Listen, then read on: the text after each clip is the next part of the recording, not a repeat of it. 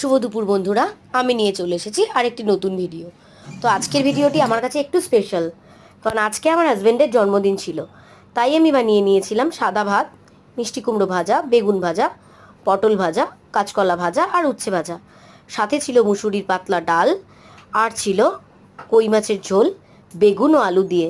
তার সাথে ছিল ইলিশ মাছের সর্ষে বাটা ও মুরগির মাংস, আর সাথে আমের চাটনিও ছিল, আর দই, মিষ্টি, পাঁপড়, চাটনি এগুলো ছিল।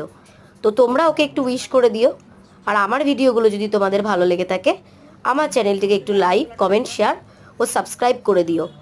আর আগামী দিন যাতে আমি আরও ভালো ভালো ভিডিও পোস্ট করতে পারি, তার জন্য তোমরা আমার সাথে থেকো। Tata, bye bye.